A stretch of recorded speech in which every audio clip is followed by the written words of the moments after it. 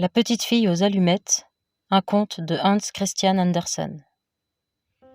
Comme il faisait froid! La neige tombait et la nuit n'était pas loin. C'était le dernier soir de l'année, la veille du jour de l'an. Au milieu de ce froid et de cette obscurité, une pauvre petite fille passa dans la rue, la tête et les pieds nus.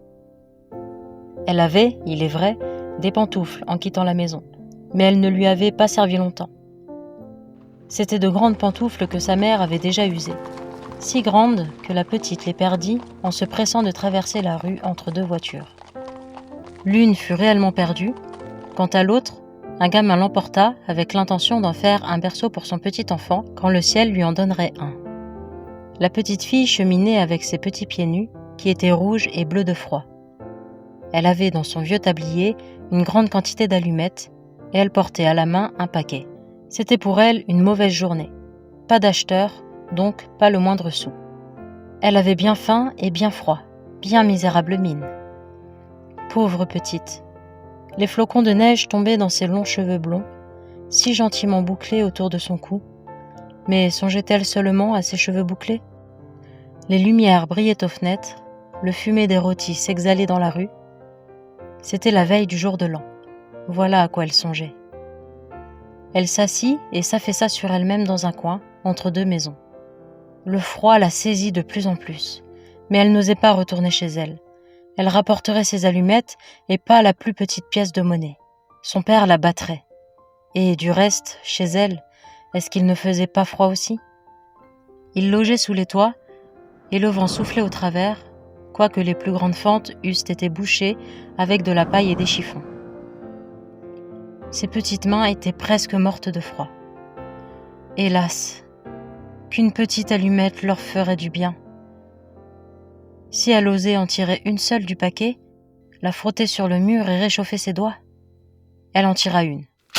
Comme elle éclata, comme elle brûla. C'était une flamme chaude et claire, comme une petite chandelle, quand elle la couvrit de sa main. Quelle lumière bizarre! Il semblait à la petite fille qu'elle était assise devant un grand poêle de fer orné de boules et surmonté d'un couvercle en cuivre luisant. Le feu y brûlait si magnifique, il chauffait si bien. Mais qu'y a-t-il donc? La petite fille étendait déjà ses pieds pour les chauffer ainsi. La flamme s'éteignit, le poêle disparut.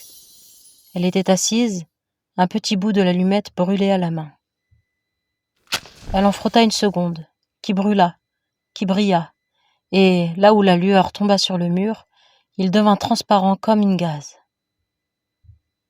La petite pouvait voir jusque dans une chambre où la table était couverte d'une nappe blanche, éblouissante de fine porcelaine, et sur laquelle une noix rôtie, farcie de pruneaux et de pommes, fumait avec un parfum délicieux. Oh surprise!